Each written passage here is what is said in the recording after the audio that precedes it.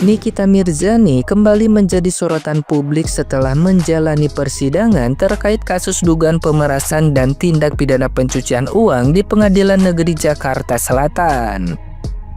Dalam sidang yang berlangsung, Nikita Mirzani menyampaikan permohonan penangguhan penahanan kepada majelis hakim. Ia menegaskan bahwa pengajuan tersebut merupakan hak setiap terdakwa termasuk dirinya.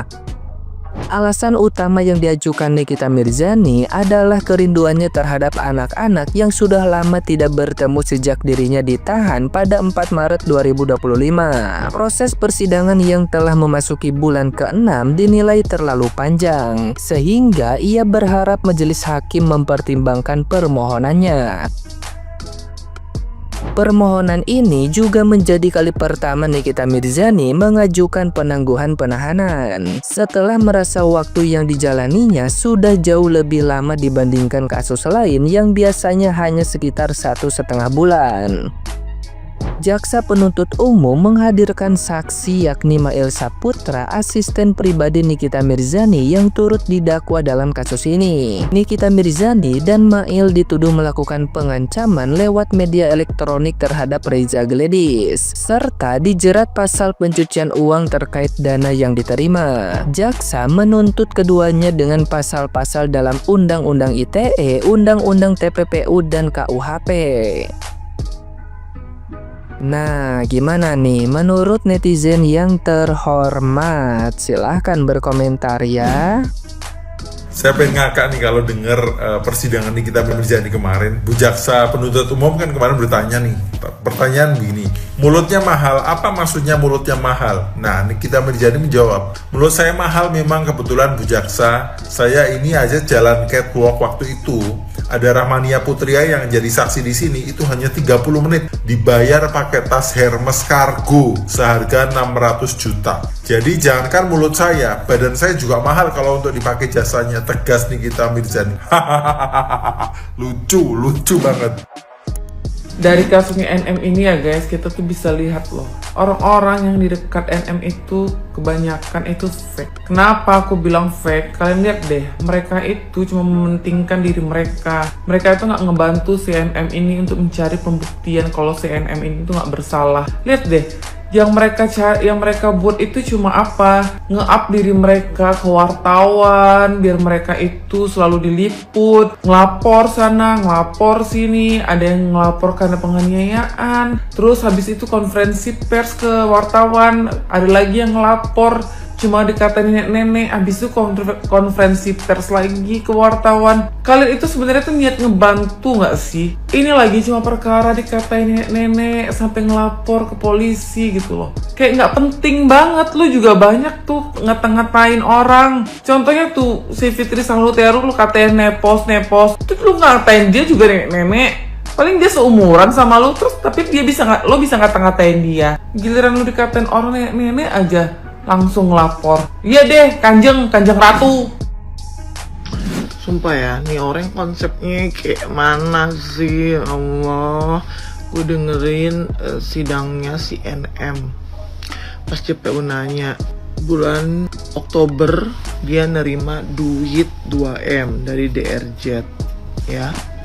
Terus JPU nanya, kamu ada review produk nggak di bulan Oktober itu? Terus si NM bilang, nggak ada, aku cuman live terus nunjukin produk, terus aku bilang, ini produk apa, hayo, kalian pasti nggak tahu, tapi aku tahu ini produk siapa. Terus bilang produknya tidak berbepom, ya kan. JPU nanya lagi, jadi tidak ada mereview, tidak ada, cuman itu aja. Logika ya, lu mau nerima duit 2M, ya kan, tapi lu tidak pernah mereview, bahkan lu malah live bilang kalau ini produk tidak bepom ya. Terus si JPU nanya, lah terus kenapa anda mau ngambil uang itu, sedangkan anda bilang anda tidak mau bekerja sama dulu kalau dia belum bebenah ya, itu yang lu bilang. Tapi kenapa duitnya diterima? Logika, kalau lu udah mau kerja sama, kalau lu udah nerima duit berarti lu udah mau kerja sama. Lu gimana sih, sumpah. Aduh, Bingung gua. Nih, kita kalau nerima duit, otomatis berarti kita sudah melakukan kerjasama. Lu bilang lu nggak mau kerjasama kalau dia belum bebenah, tapi duitnya lu mau terima dulu. Ih, halo. Aduh, sumpah. Karena menurut saya uang 4M itu kecil. Kecil.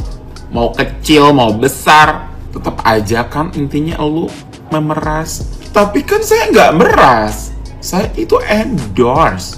Mana surat-suratnya, bukti-buktinya, tanda tangan kontraknya. Katanya endorse 4 miliar. 4 miliar kecil. Tapi dimintain suratnya nggak ada. Endorse macam apa itu? Udah endorse. Uang cuma-cuma. Terus, sini, mau duit gak? Uang gitu. Terus, kalau uang 4 miliar kecil, kenapa atuh harus dok? Saran aku dokter boleh aku nggak enak dok kalau nyebutin nominal. 5 miliar gimana dok? 5 miliar aman dok, kalau dokter udah masuk circle kita nih dok. Dokter akan dirangkul, dirawat, diemoh. Tapi jangan berpikir ini akan selesai ya dok ya. Nanti tahun depan akan error lagi ya dok ya. Kita akan error lagi ya dok ya. 4 miliar kecil. Rumah aja kagak gablek lu, baru ngekos aja 4 miliar kecil. Songong. Jujur, saya sebenarnya bingung kenapa banyak netizen yang memanggil terdakwa dengan sebutan Nicky Bull. Dan yang kedua, ketika saya nonton persidangan kemarin, saya sedikit banyak agak mulai mengerti, oh ternyata begini. Nah, karena kita semua adalah saksi daripada huru-hara antara si terdakwa dan juga korban Reza Gladys, maka kita semua tahu dong perjalanan mereka ya. Jadi saya iseng-iseng aja cari di TikTok, barangkali ketemu ya jejak digital sebelum terdakwa dilaporkan tapi sudah mengata-ngatai korban. Nah, ternyata ada tuh rekaman dari netizen juga. Nah, inget ya, ini adalah rekaman netizen yang disebarkan lagi, jadi dibagikan kembali. Berarti si terdakwa pada waktu dia live mengatakan kalau si korban adalah dokter penipu, itu berarti sebelum tanggal yang diposting ulang oleh netizen tersebut. Kalian lihat sendiri kan tanggalnya. Sementara pengakuan terdakwa pada waktu dia menjadi saksi ya buat terdakwa IM, dia ngakunya di bawah sumpah loh. Hati-hati, itu bisa jadi keterangan palsu. Jadi ada nggak kira-kira hubungannya pemberian nama Nicky Bull dengan diduga keterangan palsu daripada terdakwa? Ingat ya, jaksa itu sampai bertanya berkali-kali. Mereka sudah punya hasil lab forensik dari semua tayangan live yang mengata-ngatai korban. Sampai disebutkan bulan apa? Bulan Oktober. Jaksa itu hanya menanyakan kembali, mau mencocokkan dengan bukti jejak digital yang ada. Tapi disanggah oleh terdakwa. Jadi hubungannya apa? Nama yang diberikan netizen Nicky Bull dengan kesaksian tadi. Coba kalian komen-komen dulu ya. Ternyata setelah gue ngikutin kasusnya Nick Mir dengan Reza Gladys beberapa hari belakangan ini, seru juga ya. Ya lumayan lah buat hiburan gue gitu ya. Apalagi kemarin Nick Mir menjadi saksi Mail, di mana terdakwa menjadi saksi terdakwa. Itu momen yang buat gue pasti paling seru banget. Dimana nggak seru, pasti kan mereka berdua ini akan saling menyelamatkan dirinya masing-masing dan ujungnya akan saling menyerang atau saling menjatuhkan satu sama lain. Dan gue pengen membahas beberapa poin ya. Pertama, di sidang kemarin, Mail asistennya si Nick Mir ini yang juga sebagai terdakwa mengakui bahwa dia itu meneruskan pesan ancaman dari Nick Mir untuk Reza Gladys yang isinya bisa hancur kredibilitas Reza Gladys sebagai dokter, gue jamin. Itu ada barang buktinya ya di persidangan. Lalu yang kedua, JPU juga membacakan komunikasi atau chat pribadi antara Nick Mir dengan Dr. Oki, di mana ada tuh Nick Mir bilang bersyukur atas kesepakatan menghasilkan 4 liter. 4 liter ini diduga adalah 4M yang akhirnya Nick Mir juga mengatakan bisa bayar sisa KPR akhirnya. Ya kurang lebih seperti itulah ya isi chatnya. Nah, dengan adanya pembuktian ini, gue menyimpulkan bahwa memang Nick Mir ini bekerja sama dengan Mail untuk memeras Reza Gladys. karena nominal yang diberikan ini kan memang berdasarkan komunikasi antara Mail dengan Nick Mir sendiri gitu ya. Tapi yang kesiannya ini buat gua ya si Mail, dari 4 miliar Mail cuma dapat 30 juta. Nah, Mail gimana nih? Lu mau tetap membela Nick Mir di kesaksian atau lu mau menyelamatkan diri? Kalau gue sih saran gue Mail, udahlah lu bicara apa adanya, jangan membela Nick Mir, tapi lu selamatkan diri lu gitu ya. Karena kan gue paham lah ya, lu itu hanya kerja sebagai asisten, pasti sebisa mungkin patuh terhadap bosnya sendiri.